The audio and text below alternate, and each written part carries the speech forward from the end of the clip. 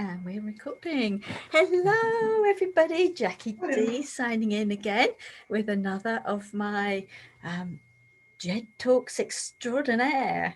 That's what I'm going to call them from now on, I think, because they are. I'm meeting some amazing people that have done such wonderful things.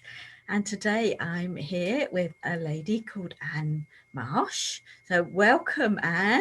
Thank you very much. Thank you for asking me. Anne has got a remarkable story about weight loss and a very special pair of trousers, which we're going to talk about a bit later on. Anne works with the one-to-one diet in the Cambridge Weight Management. Is that right, Anne? Is that what it's called? And, you know, weight loss, some of us struggle, don't we, on and off with that over the years.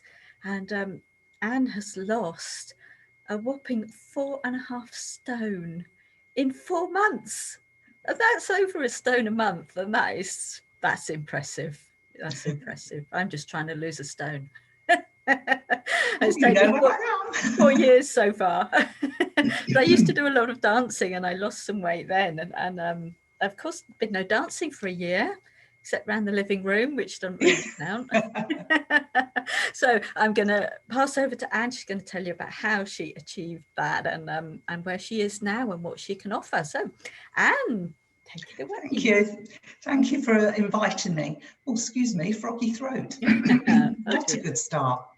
Right. Well, yeah, as you said, Jackie, I'm Anne. I originally was in Leicestershire and worked across the East Midlands. I'm now in North Cornwall, and if I just look right, I can see the Atlantic Ocean over Widmouth Bay here near Bude. So I'm very, very fortunate, and I know that. Fantastic. I'm going to be visiting as soon as we're allowed please out. Do. We have a static caravan, well, home, it's not a caravan in the true sense, it's centrally heated, etc., in our grounds, and I actually do offer therapy stays. So I'll tell you about them in a moment. But firstly, as you said, yes, I have done the one-to-one diet by Cambridge Weight Plan myself, and I'm now a one-to-one consultant because I wanted to pass on the fantastic opportunities that it gives. I was a nutritionist before I chanced upon the one-to-one diet, and to be very honest with you, I was not one for replacement diets at all. Went against the grain totally. But I have 2 underlying health conditions, one of which is lipedema, and that's where your body doesn't dispel fat. It's a genetic condition. And the other, which I was diagnosed with later, is fibromyalgia, which is becoming more common, I know. But the sluggishness of the body in that also causes it to retain weight. So why did I do the plan then when I was against things like this? Simple. I had visited both consultants about my 2 separate conditions within a week. And I was told that I would need to prepare for a life less mobile, shall we say. And I came out... Sorry to interject. Did you say you were diagnosed with both conditions within 1 week? No. I visited both consultants within 1 week. Oh, okay. Yeah. Okay. No, I was diagnosed with the lipedema in 1994. Right. Okay. And had coped with it. Yeah. And managed it with lots of swimming, being really careful with my diet. But it just got worse and worse. My legs became bigger and bigger and heavier, more painful. And I wasn't able to do the things that I wanted to do anymore, particularly. So when I came out from this consultant, I thought, absolutely no way. There's no way I am going to cope with disability. I didn't want to be immobile. I couldn't imagine that role for me. So very much a mental process that you went through. Yes, yeah, definitely. And I have a background in self-esteem, and I knew that my self-esteem, my physical self-esteem would plummet, and with it, my mental and emotional self-esteem, if I just accepted that. I've always been one to fight my way back, if you like, through whatever. I've had a couple of life-threatening experiences, and didn't let them hold me back. I've worked with young people in the most dire of situations, out on the streets, in young offender centres and prisons, and I've always fought to give them the best possible chance. So when I was given this news, I thought, no, I can't just leave it there. I need to explore this. And it was divine intervention, whatever you want to call it. But I met a friend who had been large, and she looked amazing. And I just asked her, really, what she'd done. And yes, she'd done the Cambridge Weight Plan. So I thought, right, I need to look into this. And I did a lot of research. As you can imagine, I wasn't just going to plump for it because she'd lost weight. And the thing I really like about the one-to-one diet, it's been going nearly 37 years now. That's it. It's clinically researched, it's medically backed, and also every single product is nutritionally balanced, which for me was really important with my background and with my health conditions. Yeah. And the other thing that I now know is available is the opportunity for a business. Yes. Which of course I've taken on. But anyway, I went with the Cambridge Weight Plan, and I know you're dying to see these trousers, Jackie, because this is why you first asked me to come on. Yeah, this is unbelievable.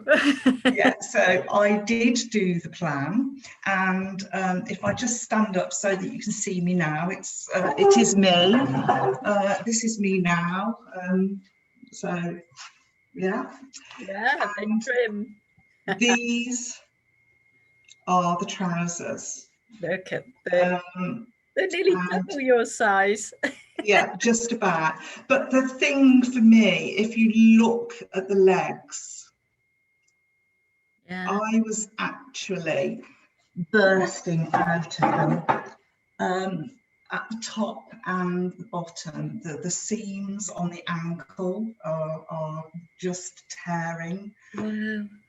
And now I look back, I think, my goodness, if I'd just taken what I was told and not given it that one last chance, I would still, well, I don't know if I would still be wearing these trousers. I doubt I would still fit in them, because have you not had the urge to burn them, Anne? No, never. Never. Two reasons, really. It reminds me how far I've come. Yeah. And I don't think anybody could imagine me with these size legs now. No. So to be able to give people hope, and please don't misunderstand me. I'm not saying that the one-to-one plan can cure lipedema. I'm not saying that it will work for everybody on their lipedema or their chronic health conditions. All I know is that it worked for me, and I lost 10 inches off each of my thighs and 5 inches off my ankles. Wow. And you know, that's testimonial in itself, isn't it? And exactly. And perhaps, not learn by example, that's not the right thing, but they can see the results that are possible. Yes, yeah. And I make a point now for my Facebook page and other social media links, I make a point of posting when I've just come out of the sea bodyboarding, so that people know I am still doing it. I am still well. I am still slim. I'm never going to have lovely legs because I've still got lipedema. But I can wear trousers now that don't look like a lorry driver's pair of trousers. This was 14 years ago. Yes. So you've 14 years, April the 1st. And would you say it's now part of your lifestyle to eat healthy, and it's part of now your routine that you would? Yeah. I mean, I always did eat healthily. But what I didn't realise at the time was that some of the good carbohydrates that I was eating were not good for me with my condition. So I did the total diet replacement to start with to lose my weight, and then I stepped up through the programme and gradually introduced other foods, which is another great thing about the programme. You have the support all the way through. And as I was reintroducing some of the good carbs, soft fruits and things like that, I found that they were no good for me. So it's a bit about understanding your body, and it is. That works with certain foods, and then I guess it becomes effortless. It might be hard work at the beginning, but once you're in that routine, as it were, you don't think about it. That's just the way you are now. And definitely. And the other thing that I found really good was a lot of people aren't breakfast people, and I wasn't either. And even now, I will still have a one-to-one product for my breakfast because I don't like breakfast. And at least then I know that I've had a good nutritionally balanced start to my day. Yeah. And the rest of the time I eat normally. Wow. Yeah. So you're now a consultant for the diet, for the one-to-one. Yeah, I've gone on to become a consultant, and I mean, I'm really thrilled because I've won lots of awards for helping my clients. I think the best one was the Above and Beyond, because that's voted for by clients and other consultants, and that was a lot to do with me spending extra time with my clients if they've got chronic health conditions, writing up individual diet plans for them. And also I worked with a charity, Mid-Cornwall Lifestyles, and supported their clients in batch cooking healthy meals rather than going and buying cheap off the shelf freezer meals that you ping in the microwave and they're not healthy. So that was a big moment for me, that when I won that award. And I suppose the other thing is I actually went to represent Cambridge Weight Plant in Kenya for a project there that builds sand dams. Builds what? Sand dams. So they built dams out of sand, and it's a community project, and that was a great highlight really of my career with Cambridge, to be able to go there, because Cambridge supported them as their charity for that year, and I kept in touch with them. Well, that you've been on quite a fantastic journey there, Anne, and it can help a lot of people, because women, well, not just women, is it? It's men as well. I saw on your Facebook page, because I did have a little look. I did a bit of research, and there was a man on there that had lost something like 11 stone. Well, the most recent is 18 stone. 18 stone. That's just, it's just amazing. I love to hear those sort of stories. Yeah, and actually I helped one of the local mayors. He was a high profile figure who was just not wanting to be that figure, but wanting to be the mayor and a good example, and he lost 7 stone as well. So yeah, that's good. No, it can be done. Yeah, it can indeed. And I always like to add in a little bit of my other background as well. So I will offer some life coaching. Yeah, tell us a little bit about your book. Oh yeah.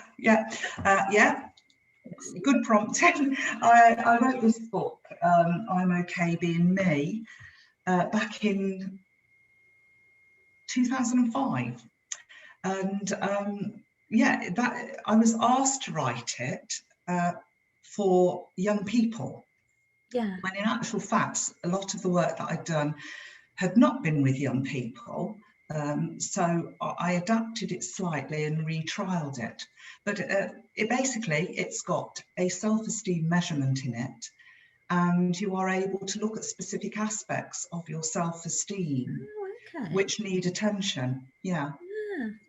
Which again fits beautifully with the one-to-one and with my life coaching, because self-esteem, as I've determined it with my book, is where are you now? So that's your measurement now. Where do you want to be? And the self-esteem measurement measures that distance. And you can identify by following some of the exercises what you need to put in place to get to where you want to be. Wow. And certainly for me, I find that this self-development stuff is always ongoing. So I'm going to buy your book and actually do that, because years ago I was on a cognitive behavior therapy course. Oh yeah. And I went on to facilitate that, and I just loved it. And there was a lot of self-esteem in that. But over the years, and we're probably talking 20 years ago, late 90s that was. But there are times in my life where I still need to revisit that and keep going. So self-development, personal growth, it just never ends, does it? We can always learn more about ourselves. That's right. That's right. That's the way I feel. I learn every day. And as I said to you just before we came on air, social media is my steep learning curve at the moment. I'm on a course with the Savvy Club, and it's certainly a steep learning curve for me. Yes. Yeah, and those are the things that challenge us, aren't I? Yes. I keep getting challenges for my upline with the microcurrent frequency that I'm dealing with, and I look at the challenge and think, I can't do that. And you can. I think we're always able to help other people more than ourselves, aren't we? Until we pull the reins in and think, no, hang on a minute, practice what you preach here. I do emotional freedom technique tapping as well, and I've been working with frontline workers free of charge to help them with their trauma of working as a frontline worker. Yeah. And some of the stuff I was beginning to take on board myself, and I thought, no, stop, do some tapping on yourself, prepare yourself. So yeah, there's always time to learn and always need to learn. Yeah, it's a good lesson in there for me too. And and just very briefly, because we only got a couple of minutes, you do colour therapy as well? Repertoire? Yeah, I do. I've always been a real strong believer in colour making a difference to us. I originally trained in another life as a nursery nurse, and I worked straight away really with families who were struggling and children with safeguarding issues. And I found that colour was a big healer and a big tool for me identifying what was going on in their lives way back then.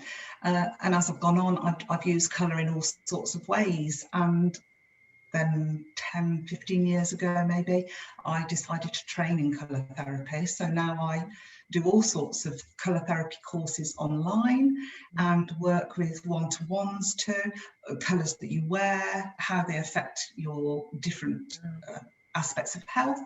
And just before lockdown, I went to work with a client actually who said she walked through my house with me.